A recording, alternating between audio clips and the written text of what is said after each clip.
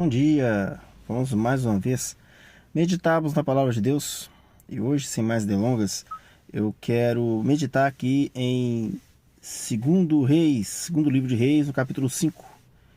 Esse capítulo conta uma história bastante famosa, bastante conhecida no meio cristão.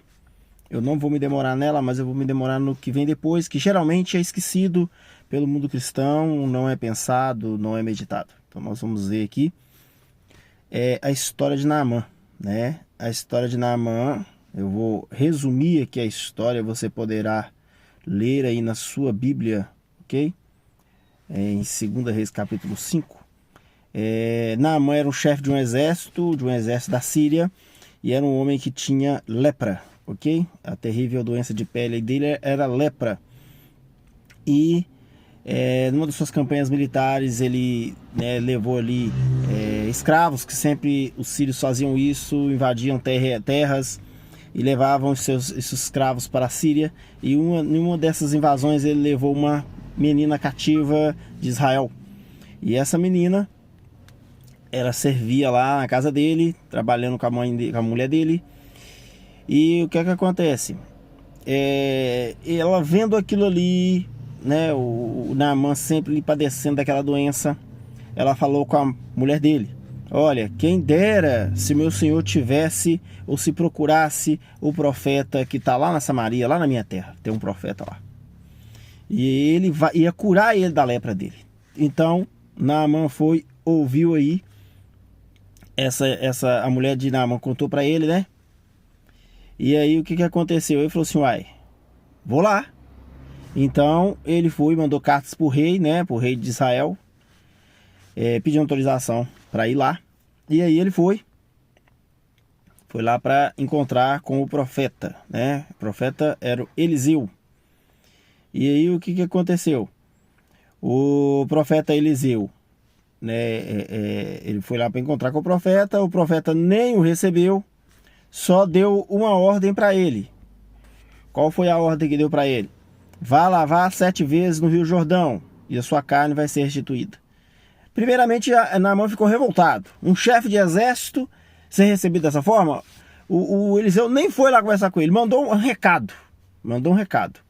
Vai lá, mandou um mensageiro, o mensageiro falou: vai lá, o meu senhor falou o seguinte: vai lá, mergulha no Rio Jordão e você vai ficar curado. E Naamã ficou revoltadíssimo. Ele falou assim: peraí, na minha terra tem rio, muito mais limpo do que o Jordão. Aí eu vinha lá de bem longe para chegar aqui, não ser nem recebido, e ele me mandar só mergulhar no rio, eu vou embora. Só que aí o que acontece? Aqui tá falando que ele ficou insultado, tá vendo aí? E aí o que acontece? Falou que os rios lá da terra dele eram mais limpos e assim por diante. Porém os seus servos, aqueles que foram com ele, né, falou com ele assim: olha, se fosse uma coisa difícil, você não faria? O senhor não faria? Se fosse uma coisa muito difícil, o senhor não faria? Aí ele falou assim: realmente, desce no Jordão, faça o que o profeta falou. E aí aconteceu. Ele foi no Jordão, né? E desceu lá 7 vezes. E aí ele foi completamente curado. Ok? E aí daí em diante é que eu vou contar a história da mensagem de agora de manhã que eu estou contando para vocês aqui. Em seguida ele retornou à casa de Eliseu com toda a sua comitiva. E ao chegar diante do homem de Deus, declarou: eis que agora eu sei que em toda a terra não há Deus, a não ser Israel, e rogo-te, pois, que recebas um presente do teu servo. Entretanto, o homem de Deus respondeu: juro por Yahvé, o nome do Senhor, o Deus vivo, a quem sirvo, que nada aceitarei. Naamã ainda insistiu para que ele recebesse um presente, mas ele se recusou a receber qualquer gratificação. Então olha para você ver, Naamã foi curado, ele ficou tão feliz com aquela cura que ele queria dar um presente para o profeta, como se fosse o profeta que tivesse curado. E aqui nós vemos que Eliseu fez o quê? Recusou. Eu não quero o seu dinheiro, eu não quero o seu ouro, eu não quero sua prata, eu não quero nada que venha de você. Não quero. Então aqui Naamã vai: permita ao menos que este teu servo leve 2 mulas carregadas de terra, porquanto de agora em diante teu servo jamais oferecerá holocaustos nem sacrifícios a outros deuses, senão a Yahvé. Então até aquele momento Naamã, ele era um idólatra, ele era uma pessoa que não adorava o Deus verdadeiro, e a partir daquele momento que veio aquela cura, ele passou a adorar o Deus verdadeiro, e ele falou: meus servos vão levar terra daqui, desse lugar santo onde eu fui curado, porque essa terra eu vou colocar lá no lugar onde eu vou me ajoelhar nessa terra e vou adorar o Deus dessa terra aqui. Então, a partir daquele momento, Naamã se tornou um servo de Deus completo. Ele passou ali a adorar a Deus mesmo estando em outra terra. E ali ele está falando: olha, contudo eu rogo a Yahvé que me perdoe por uma única atitude, que quando eu tiver que acompanhar meu rei ao templo de Rimon, o Deus da Síria, meu senhor costuma apoiar-se no meu braço para reverenciar sua divindade. Por isso eu tenho que me ajoelhar ali também. Que o Senhor perdoe teu servo por isso. Então, ou seja, ali, Naamã, ele era um servo também. Ele tinha o seu rei, né? E ele, como mais chegado do rei, ele é que levava o rei para fazer a adoração falsa dele lá. E aqui ele está falando: me perdoe por eu fazer isso, mas eu estou ali sob comando. Mas o meu Deus não é mais Rimon. O meu Deus é o Deus de Israel, é o Deus Yahvé. Então, ali Eliseu o despediu: vá em paz e boa viagem. É aqui que começa a história que eu vou falar, que é a história de Geazi. E vocês me falam se isso não é tão atual como era naquele tempo. Quando Naamã já estava a certa distância, Geazi, o servo de Eliseu, o homem de Deus, disse, né, protestou: meu senhor poupou esse sírio Naamã, negando aceitar dele qualquer gratificação? Tão certo como viu o senhor, irei atrás dele e receberei alguma recompensa. Olha só, Geazi aqui agora queria receber pela cura que ele não fez. Por que Eliseu não recebeu? Porque não foi ele que curou. Quem curou foi Deus. Deus é que curou. E aqui nós vemos aqui Geazi correndo atrás da recompensa. Em seguida partiu Geazi às pressas com o objetivo de alcançar Naamã, que, percebendo sua aproximação, parou sua carruagem e desceu para encontrá-lo. Indagou o que houve. Está tudo bem? Ao que Geazi respondeu prontamente: sim, tudo bem, mas meu senhor enviou-me para informar que dois jovens irmãos, discípulos profetas, acabaram de chegar, vindo dos montes de Efraim. Portanto, rogo-te, dê-lhes um talento, 35 quilos de prata e 2 vestes de gala. Olha pra você ver, Geazi, querendo pegar os presentes de Naamã, passou a mentir. Ele começou aqui a mentir, né? Ninguém enviou ele. Ele foi sem ser enviado. Eliseu não enviou ele, coisa nenhuma. Ele mentiu aqui. Mentiu sobre essa questão de 2 discípulos profetas, mentiu tudo. Foi uma mentira, porque ele queria para ele. Verso 23, diante do que Naamã respondeu generosamente: aceita, pois, 2 talentos. Ele insistiu com Geazi para que aceitasse aquela oferta e colocou 70 quilos de prata em 2 sacolas com as 2 mudas de roupas finas, entregou tudo a 2 de seus servos, os quais foram à frente de Geazi transportando as sacolas. Assim que Geazi chegou à colina onde Eliseu morava, tomou a sacola das mãos dos servos de Naamã e as guardou em casa. Ordenou que os servos retornassem e eles partiram. Em seguida entrou, apresentou-se ao seu senhor Eliseu e este lhe indagou: de onde vem Geazi? Ele já sabia. Como profeta, Deus já tinha falado com ele onde é que estava andando Geazi. Ao que esse replicou: teu servo não foi a parte alguma. A mentira continua. A mentirada continua. No entanto, Eliseu lhe afirmou: porventura não fui contigo em espírito quando aquele homem voltou do seu carro ao teu encontro?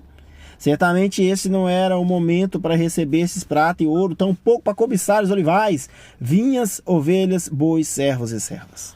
Ou seja, você, Geazi, já estava de olho na riqueza do outro. Você queria a riqueza do outro, é isso que você queria. Você acha que o dom de Deus pode ser comprado, Geazi? Quem curou aquele homem não foi eu e não foi você, foi o Senhor Deus. E ele não pediu nenhum pagamento por isso. E aí ele falou mais, o verso 27, que é o último aqui desse texto. Por esse motivo, a lepra, a enfermidade que assolava a pele de Naamã, atingirá a tua pessoa e todos os teus descendentes para sempre.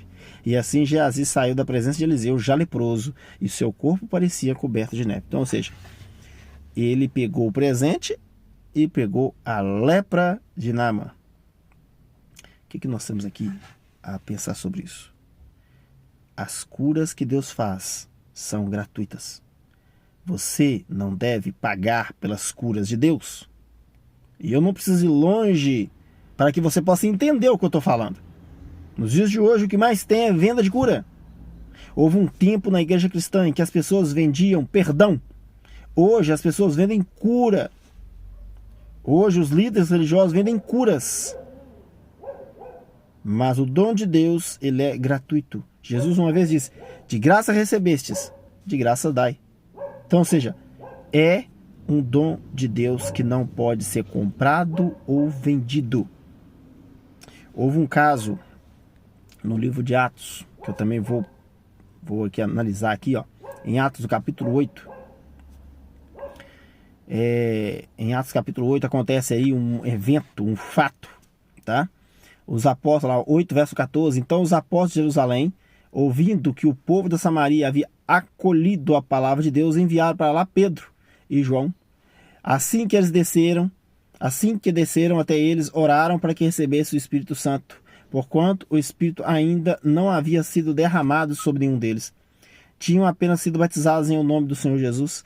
Sendo assim, à medida que Pedro e João limpiam as mãos, recebiam estes o Espírito Santo. Observando Simão, quem é esse Simão?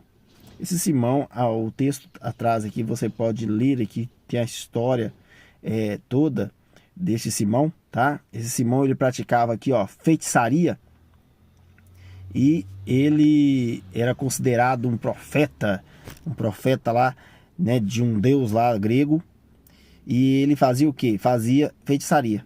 Mas na verdade, quando foi pregado para ele o reino de Deus, o que aconteceu? Ele creu e foi batizado. Porém, Simão ainda tinha coisas a aprender sobre a verdade de Deus. Ele tinha coisas a aprender sobre o Deus verdadeiro. E essa aqui é uma das coisas que ele vai aprender a duras penas. Observando Simão que o Espírito era concedido por meio da imposição das mãos, ofereceu-lhes dinheiro, propondo, dai-me também a mim esse poder, para que quando eu impuser as mãos, ganhe o Espírito Santo. Diante disso, replicou-lhe Pedro, que o teu dinheiro siga contigo para a tua perdição, pois intentaste comprar por meio dele o dom gratuito de Deus.